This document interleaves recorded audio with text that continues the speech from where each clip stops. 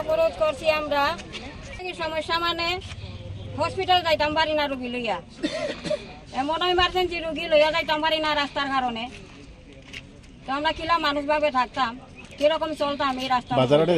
বাজারঘাটও যাইতাম পারি না, কেন বাচ্চা পোলাপান আমরা স্কুলে যাইতে পারি না। 2-3টা গাড়ি পাল্টি খাইছে, আর কন্ট্রাক্টর যারা 2-3টা ইজরাতলা দিয়া দেয়, এরপর আরবার রাস্তা দিয়েছে। এখন বাচ্চা পোলাপান পড়াইতা আমরা বাড়ি করে থাকতা, এই কারণে আমরা সবাই মিলে আজকে রাস্তা বন্ধ করছি। রাস্তা এর আগে অবরোধ করছিলেন? এর আগে একবার হয়েছে, হওয়ার পরে কন্ট্রাক্টর যারা বিল লইছে তারা 2-3টা ইটর আদলা ফালাই দিয়া রাস্তা দিয়েছে, গাড়ি ঘোড়া যাইতে পারে না। ওদিন বাচ্চা ফুলাপান বাইকে যাইতে বাইকও ফরিয়া বাচ্চা ফুলাপানোর পাও বাঙ্গা। শুধু কি কেন খারাপ না আরো আছে? না আরো আছে, বাগবার সত্য নেই, বাদুর রাস্তা খারাপ। কতদিন থেকে খারাপ? বাক্কা দিন হয়ে গেছে, বছর 2 বছর ধরে তারা ওটা করে, 2 দিন পরে রাস্তা নষ্ট হয়। এটা তো জাতীয় সড়ক। তার হালত একবারে বেহাল অবস্থা, খালি পাও দিয়ে আধা যায় না বৃষ্টি দিলে, এমন অবস্থা। বাইক তো আর ছোট গাড়িতে একবারে মোটেও না, শুধু 16 চাকরিটা কোনো মতে পাস করে। আজকের মধ্যে মনে হয় আমার পিছনে একটা গর্ত আছে, আর চাঁদপুর এখানে মনে হয় 2-3 জায়গাতে গর্ত আছে। এখানে আজকের মধ্যে মনে হয় 2টা টুকটুক অ্যাক্সিডেন্ট করছে, খবর পাইছি আমরা।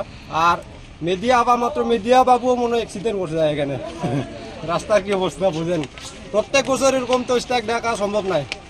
আমরা চাই এখন এসডিও স্যার হোক, নাহলে কন্ট্রাক্টরকে উনি হোক, ওনার সঙ্গে আমরা আলাপ করবো। হচ্ছে এখান থেকে নিয়ে নোয়াগাং অব্দি রাস্তাটা পুরা খারাপ। 2 কিলোমিটার 1.5 কিলোমিটার পর রাস্তাটা খারাপ।